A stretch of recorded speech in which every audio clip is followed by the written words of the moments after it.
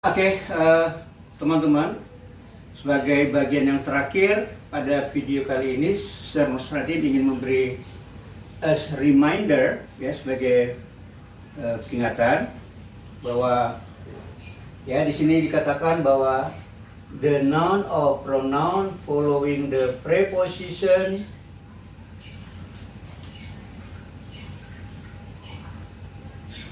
is called the object of the preposition. Ya. Jadi teman-teman, maksudnya kata benda atau kata ganti yang mengikuti preposition, maksudnya setelah preposition itu dia disebut apa? The object of preposition. Nah, maksudnya ini harus dia bentuknya objek, ya. Jadi tidak boleh bentuknya itu subjek, teman-teman, ya. Jadi preposition harus tambah objek pronoun, ya. Contohnya misalnya ya teman-teman, saya bilangkan there is no problem, ya. Atau bisa kita buat di sini there are no problem between, ya teman-teman, between us. Ya, there are no problems between us. Nah, di sini jangan between we, gitu ya teman-teman. Jadi setelah preposition itu harus dia objek. Oke teman-teman. Nah, teman-teman perhatikan before, ya, kata before, ya, kata before can be preposition, conjunction, or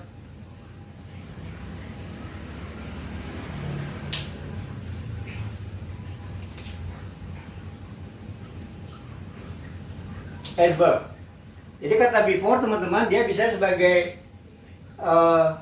preposition, kata depan, conjunction, kata penghubung, atau adverb, ya, kata keterangan. Contoh teman-teman, ya, nomor 1. Before signing this, sebelum menandatangani ini. Nah, before di sini dia sebagai preposition, kata depan. Kita perhatikan ini, signing ini adalah sebagai noun. Ya, teman tahu ini verb yang pakai i itu namanya gerund. Ya, gerund itu adalah fungsinya sebagai noun. Ya, jadi before signing dia fungsinya sebagai noun. Signing ini, memang ini verb. Tapi verb pakai ing yang disebut dengan gerund, ya. Ini dia fungsinya sebagai noun, before signing. Jadi preposition. Nah, yang kedua, before you sign this. Nah, ini conjunction, ya. Conjunction itu apa teman-teman? Kata penghubung. Before you, ya. Jadi dia di sini ada sebagai ini merupakan sebuah clause, teman-teman, ya. Clause itu ya sama seperti sentence gitu ya, dia punya subjek you, subjeknya, ada verbnya sign, ya. Jadi di sini dia menghubungkan before ini untuk menghubungkan satu kalimat dengan kalimat lainnya. Misalnya kalau kita lengkapkan kalimat ini, before you sign this, ya, koma, misalnya you must, ya, read it first. Nah, jadi sebelum Anda menandatangani, kamu harus membacanya terlebih dahulu. Nah, gitu ya. Dia sebagai conjunction. Yang ketiga, I have seen him somewhere before. Aku sudah pernah melihat dia, ya, di suatu tempat, ya, nggak jelas di mana itu. Somewhere before, sebelumnya. Jadi before ini dia fungsinya sebagai apa? Adverb. Ya, before ini menjelaskan tentang see, melihat, ya, have seen him, yang menjelaskan tentang melihatnya, melihat sebelumnya, ya. Jadi dia sebagai adverb. Oke teman-teman. Nah, di sini ada beberapa contoh pemakaian, ya, some example tentang kalau kita ingin mengatakan tentang waktu, ya, nah, waktu atau date, tanggal, ya, waktu ini maksudnya jam, date ini tanggal.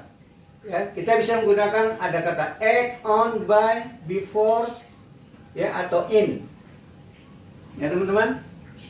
Nah, misalnya ya kita katakan at dawn, dawn ini fajar, ya. pada waktu fajar, at dawn, ya. At 6 pada jam 6, ya. Atau mau lengkapnya misalnya at 6 o'clock pada jam 6, ya. At midnight di tengah malam.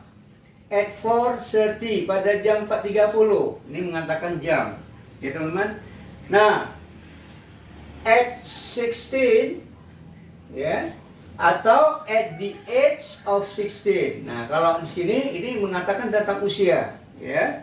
Contoh misalnya at 15 pada usia 15 tahun, at 15, ya, I was already able to speak English. Ya, pada usia 15 saya sudah bisa berbahasa Inggris. At 15, ya, I was already able to speak English. Nah, itu contohnya ya.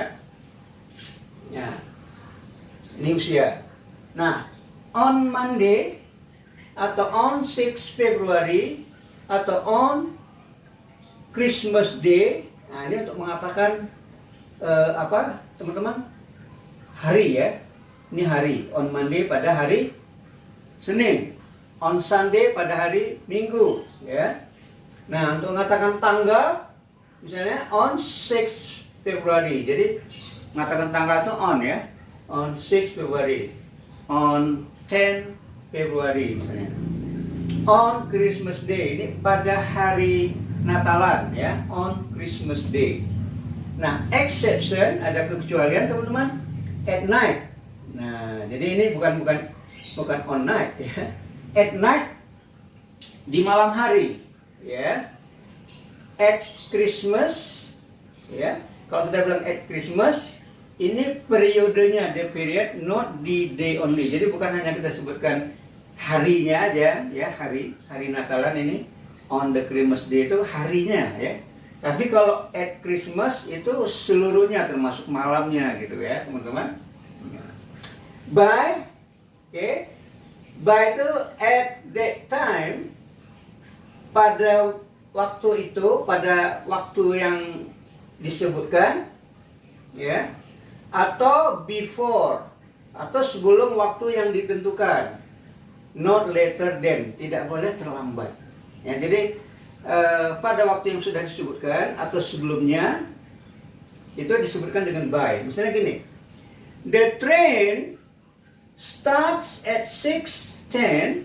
So you had better be at the station by 6. Ya, kereta apinya start akan berangkat maksudnya pada jam 6 lewat 10. So oleh karenanya you had better, kamu lebih baik be at the station, kamu harus berada di stasiun ya by pada jam 6. By maksudnya menjelang ya, boleh kita terjemahkan menjelang ya, menjelang atau pas jam 6-nya itu by 6 ya, sebelum atau pas gitu dia, tapi nggak boleh lewat. Nah, atau lagi dalam ini sering digunakan dalam kalimat ini future perfect ya, disebut dengan future perfect. By the end of March I will have uploaded, ya, ini bentuk verb tiganya ya, uploaded, I will have uploaded all my videos about tenses. Nah, jadi menjelang ya pada akhir bulan Maret saya akan sudah mengupload semua video saya mengenai tenses. Nah, gitu ya teman-teman. Nah, ada yang menggunakan in ya, in time, on time. Nah, atau in good time for bisa juga disebut ya. Nah, sekarang apa teman-teman, apa beda in time dengan on time? Ya, ini artinya sama-sama tepat waktu ya. In time tepat waktu, on time juga artinya tepat waktu. Nah, bedanya teman-teman, kalau in time ya, itu pada waktu yang bagus maksudnya. Jadi di sini bisa juga kita sebutkan in good time for. Nah, waktu yang bagus itu bagaimana teman-teman? Misalnya ada sebuah meeting atau ada sebuah seminar, dia startnya misalnya jam 8 ya, jam 8 pagi. Nah, kalau kita bilang in good time atau in time, itu berarti kita sudah jam 7.45 ya, atau jam 7.50, ya, 10 atau 15 menit lagi sebelum mulai kita sudah di sana. Itu good time. In good time, atau kita bilang enggak in time. Nah, kalau on time itu percis waktunya. Ya, kalau seminarnya startnya jam 8 pagi, kita pas nyampe di sana pas jam 8. Nah, itu teman-teman ya. Jadi lebih bagus in time ya daripada on time. Oke, teman-teman. Nah, ini tentang in time. Nah, oke. Nah, in juga teman-teman. Kata in ya teman-teman digunakan juga misalnya in the morning, ya, in the afternoon, in the evening, ya.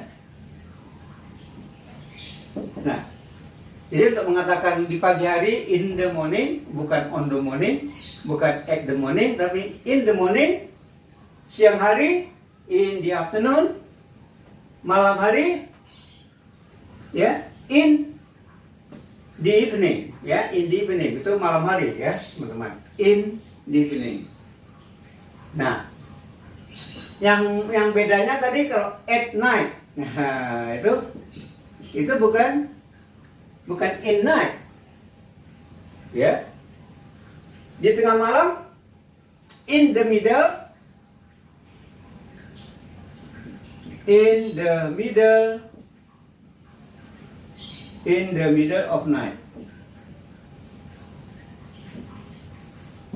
Ya teman-teman, in the middle of night, di tengah malam. Ya, itu di tengah malam. Nah, kalau before, ya, kalau before teman-teman itu ya misalnya ya sebelum, ya jelas before 6 ya, please come ya before 6, datanglah sebelum jam 6 ya, please come before 6 ya, 6 PM ya, jam 6 sore ya, please come before 6, lawannya after ya. Oke teman-teman, nah tadi masalah on sudah ya teman-teman ya, on untuk mengatakan hari, tanggal itu on ya. Nah, perhatikan juga teman-teman ya. Kalau in ini tambah places ya, place tempat ya teman-teman. In plus place itu place-nya tuh yang besar ya. Maksudnya seperti in untuk kota ya, misalnya in Medan, in Jakarta, in Surabaya dan seterusnya ya. Jadi ini untuk kota yang besar, untuk daerah yang besar ya. Ya, atau misalnya negaranya gitu, in Indonesia, in Singapore, in Amerika dan sebagainya ya. Itu in. Nah, tapi kalau untuk areanya kecil gitu ya teman-teman, areanya nggak besar, nggak luas ya, misalnya ya at the airport. Jadi bukan ini. Kalau ini ya in Medan, in Indonesia. Nah, kalau at teman-teman, ini arealnya kecil, misalnya at the airport. Ya, di bandara. Ya, di bandara ya. At Tembung ya. Tembung. Ya, Tembung ya teman-teman, Tembung ya teman-teman. Kalau yang dari Medan itu tahu ya di mana Tembung ya. Tembung itu ada kampung ya, daerah kecil gitu ya, wilayah yang kecil, Tembung ya. Kalau teman-teman yang dari Medan tahu Tembung, jadi daerah kecil ya. Kampung Baru ya, Kampung Baru ya, Kampung Baru ya, di Kampung Baru ya. Tapi in bisa juga menunjukkan di dalam ruangan, di dalam satu tempat. Misalnya in my room, in my house, di dalam rumahku, in the bank, di dalam bank itu, in the post office, di dalam kantor post office. Tapi kalau kita bilang at the post office, apa bedanya dengan in the post office? Kalau in the post office itu udah jelas dia di dalam gedung kantor pos. Tapi kalau kita bilang at the post office, itu ya bisa aja di luarnya, di sampingnya, atau di belakangnya, atau lagi di toilet, ya, di toilet dari kantor pos tersebut, atau masih di counter di depan, atau masih di ruangan parkir kita. Nah, itu bisa kita katakan at the post office, ya. Jadi at the post office ini dia lebih luas, ya. Ya bisa juga di dalamnya, bisa juga kita bilang lagi transaksi gitu at the post office, ya. Jadi maksudnya dia lebih luas lagi skopnya at the post office dari kalau in the post office kita fokus hanya di dalam gitu, ya teman-teman. Nah itu, ya. Terus mengenai alamat teman-teman, ya misalnya saya tinggal di Jalan Sudirman nomor 10. Kalau lengkap kita pakai at, ya. Jadi I live at Jalan Sudirman, ya, number 10 B, ya misalnya gitu ya. Saya tinggal di Jalan Sudirman Sudirman, ya, nomor 10B. I live at Jalan Sudirman number 10B. Jadi bukan in, ya. Tapi kalau teman-teman ingin menyebutkan jalannya saja, ya, I live, ya, in Jalan Sudirman, Jalan Sudirman, ya di sini in atau boleh juga on, teman-teman, ya, boleh juga on atau di. I live in Jalan Sudirman atau I live on Jalan Sudirman, ya, boleh in, boleh on, ya teman-teman. Nah begitu, ya. Nah, at lagi teman-teman. Nah, at bisa juga di rumah, itu at home, ya. Nggak bisa at the house. In my house, di dalam rumah saya, ya. In my house, in my house, in his house, in her house dan sebagainya, ya. Jadi bukan at my house, at his house, jadi in, ya. Nah, at home, di rumah. Arrive at home, ya, tiba di rumah, ya.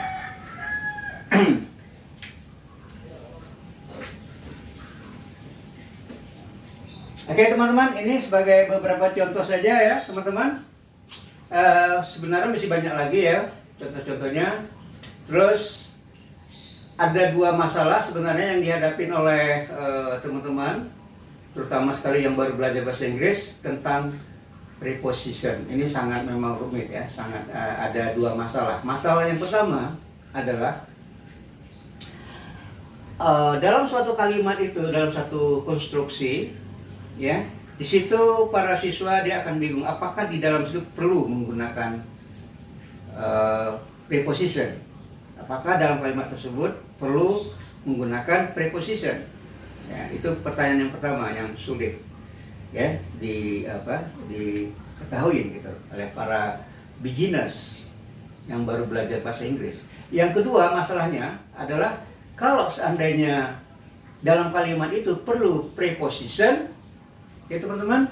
Nah, preposition yang mana yang harus dipakai? Apakah menggunakan in, on, at? Nah, seperti ini tadi misalnya.